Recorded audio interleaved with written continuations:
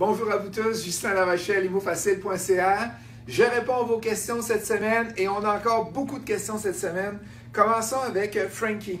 Je vois quelques investisseurs faire des achats sur des maisons dont les occupants sont endettés, donc un achat avec garantie de revente au propriétaire.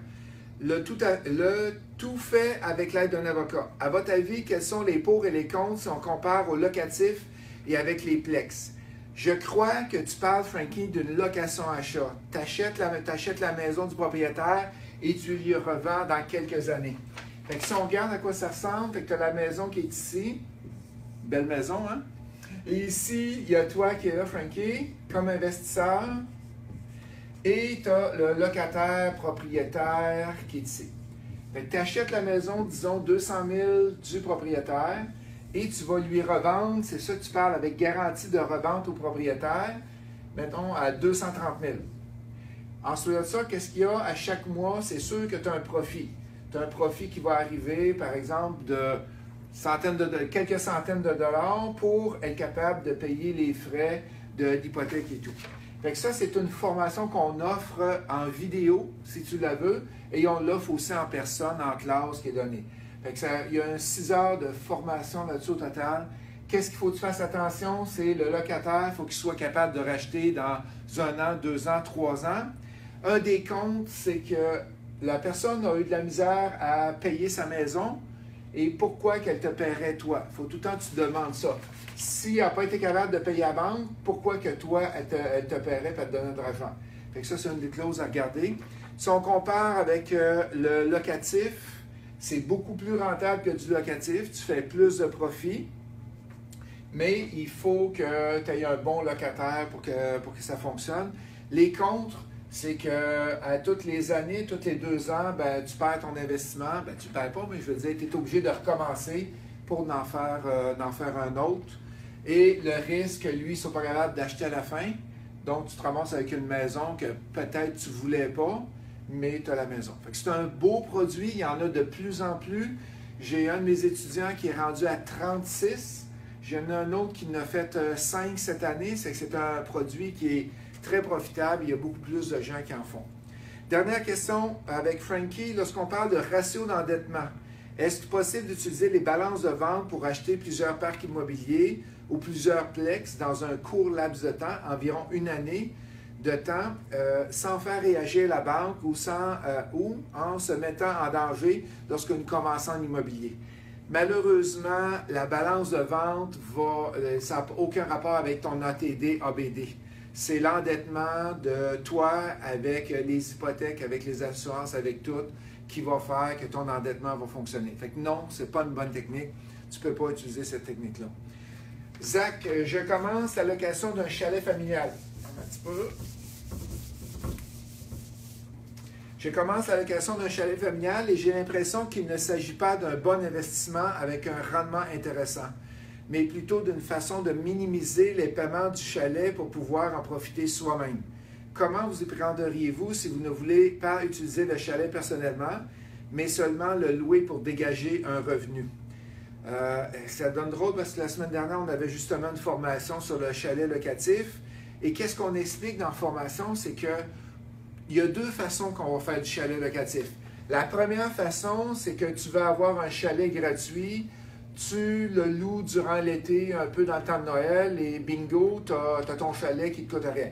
L'autre façon, c'est que tu fais ça plus rentable, et là, tu dois avoir qu'est-ce qu'on appelle 4 saisons. Fait que tu dois avoir un chalet 4 saisons, et aussi, tu dois avoir des activités 4 saisons. Fait que si tu es sur le bord d'un lac, c'est parfait pour l'été.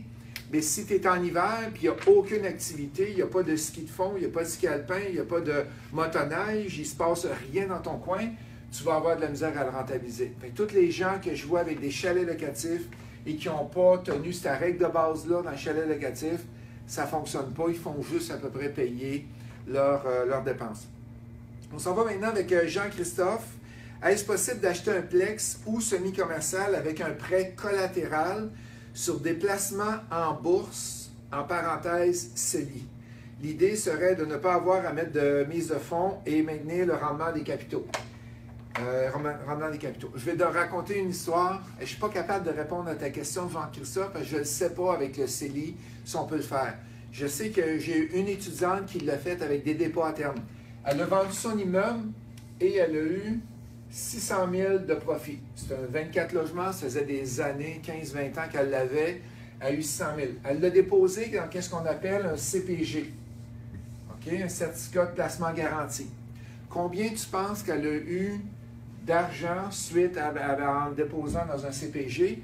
La banque lui a donné 250 000 en collatéral.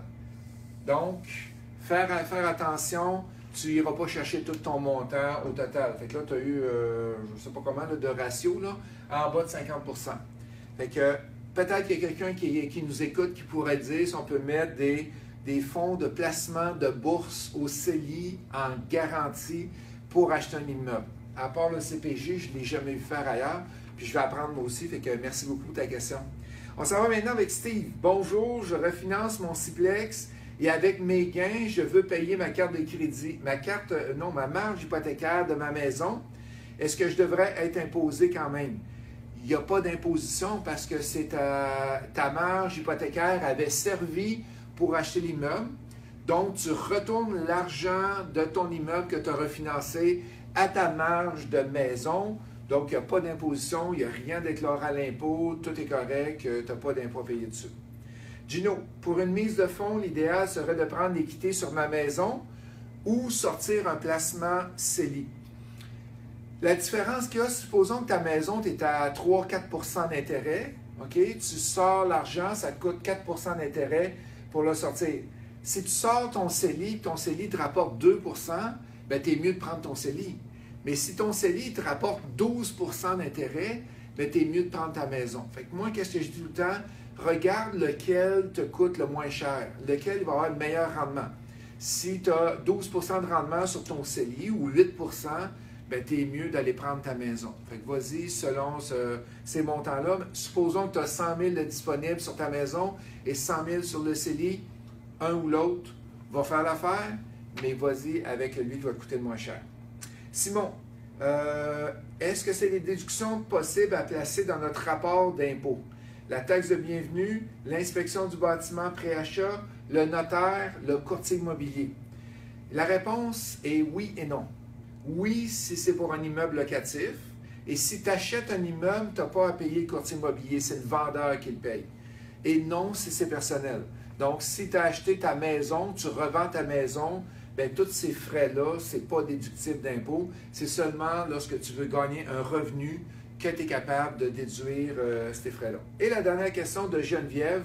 Bonjour, j'aimerais savoir quelle serait une bonne cote pour le Walk Score. Il est dur à prononcer, là. Fait que c'est W-A-L-K-S-C-O-R-E. C'est quoi le Walk Score? C'est pour savoir, c'est dans la maison qu'elle est présentement, c'est quoi qu'on peut faire à pied, à vélo. Et normalement, je recherche entre 80 et 85 quand je suis en ville. Si tu es en région, tu vas être dans les 5, 10, 15, tout va être loin. Fait qu'un gros merci. Posez-moi vos questions pour la prochaine semaine. Ça me fait toujours plaisir d'y répondre. Merci.